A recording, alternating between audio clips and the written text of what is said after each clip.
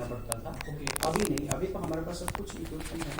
बहुत कई ऐसे केसेस होते हैं बहुत ही ज़्यादा गंभीर जिनको बहुत एडवांस चीज़ें हो जाती है। मैं बोलूँगा कि अगर मेरे पास 100 पेशेंट आएगा, हार्डली उसमें से एक आधा भी नहीं आएगा।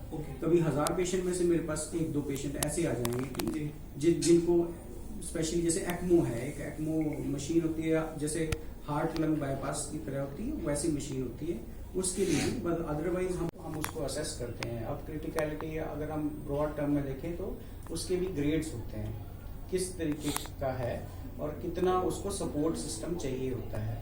तो उसके हिसाब से जो है आपका जान जाने का खतरा है उसके अकॉर्डिंग हम वो करते हैं, असेस करते हैं।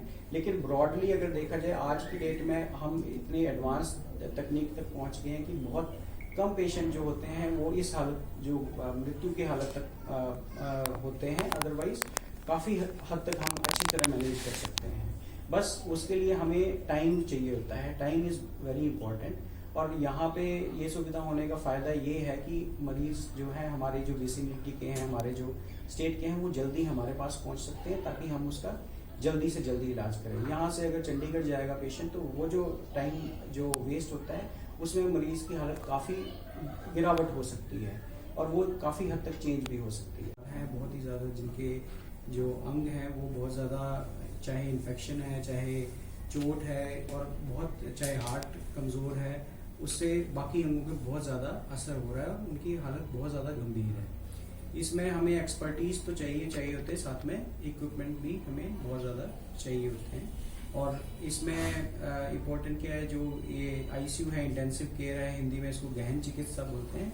इसमें क्या है, मरीज़ जो है वो 24 घंटे एक हमें ऐसी नज़र रखनी होती है कि कहीं भी कुछ कम होगा, अगर उसकी हालत बिगड़ी तो हमें हमेशा उसको सपोर्ट करना है, जिसमें हमारा जो है वेंटिलेटरी सपोर्ट है, जो सांस वाला मशीन है, या फिर आपको डायलिसिस है, या फिर और तरीके के एडवांस सपोर्ट हैं, वो रिक्वायरमेंट होते हैं। क्योंकि जो है मरीज़ के जो अंग हैं वो सब ऑप्टिमल काम कर रहे हैं, थोड़ा कम तरीके से काम कर रहे हैं।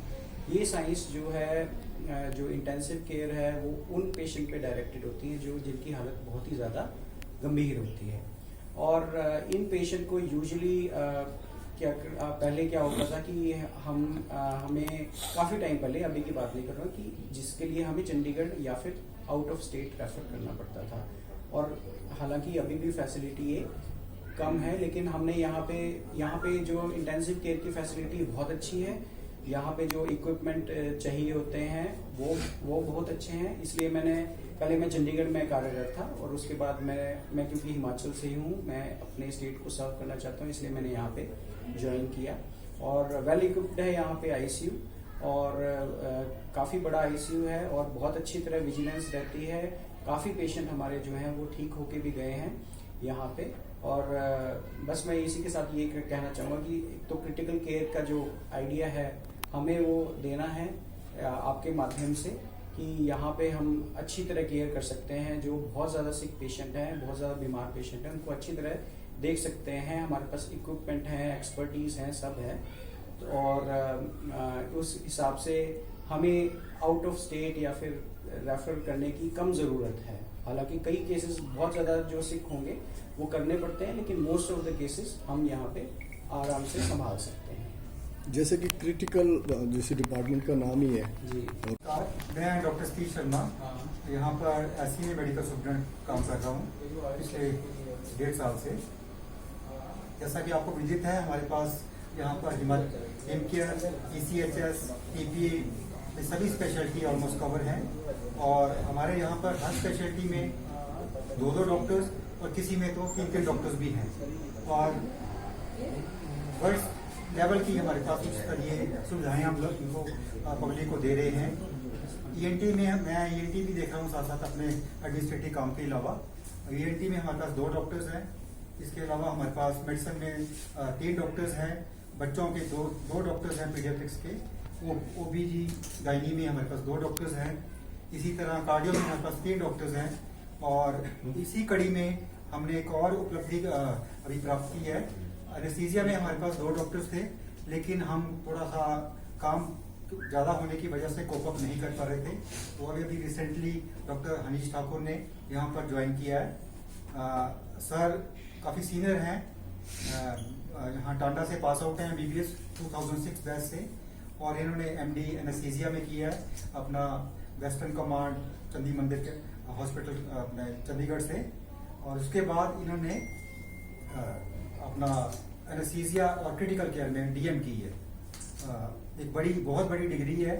और अभी हमारे पास डॉक्टर साहू थे पहले जो क्रिटिकल केयर को देख रहे थे, बट वो MBBS हैं, लेकिन हमारे पास कोई मतलब MD लेवल का और DM लेवल का कोई सुपर स्पेशलिस्ट नहीं थे। तो सर अभी मिक्कू सारा इन्होंने जो मेडिकल ICU है, ऊपर हमारा कार्डिक ICU है, नीचे हमारा मिक्कू का न्यूनेटल ICU है, टिक्कू है, तो सारा ICU डॉक्टर हनीश ठाकुर देख रहे हैं। और उससे हमें बड़ी सुविधा हो गई है, पब्लिक को तो हुई है। अब हम किसी को यहाँ से हम रेफर नहीं करते अनलेस अनटिल बहुत ही क्रिटिकल बात हो, कुछ चीज़ें अगर हमारे लेवल की ना हो। लेकिन अब इसके साथ ही मैं हमारे ऑलमोस्ट 45% बेड्स जो हैं क्रिटिकल बेड्स में हैं, तो इसलिए हमारे पास क्रिटिकल लोड काफ़ी है और ये ऑक्यूपेंसी हमारी परसेंटेज 90% से ज़्यादा रहती है। इसलिए हमारा बहुत ज़रूरी है कि डॉक्टर हनी जैसे इंटेंसिविस्ट हमारे टीम को लीड करें और पेशेंट केयर अच्छा हो एंड पेशेंट क्योर होके जाए यहाँ से विद द बेस्ट ट्रीटमेंट। उस इंटेंशन से हमने इंटेंसिविस्ट ऑफ कैलिबर और डॉक्टर साहब का हमने अपनी टीम में लिया है। तो चाहते हैं कि फोर्टिस हॉस्पिटल कांगड़ा में हर एक सुविधा जो है वो विश्व स्तरीय सुविधा है, एक अच्छे इक्विपमेंट के साथ है, ताकि इसका जो लाभ है प्रत्येक व्यक्ति को मिले। इसके लिए आपसे भी मेरी गुजारिश रहेगी कि आप सदैव हमारे साथ खड़े हों और हर व्यक्ति तक ये लाभ पहुँचे।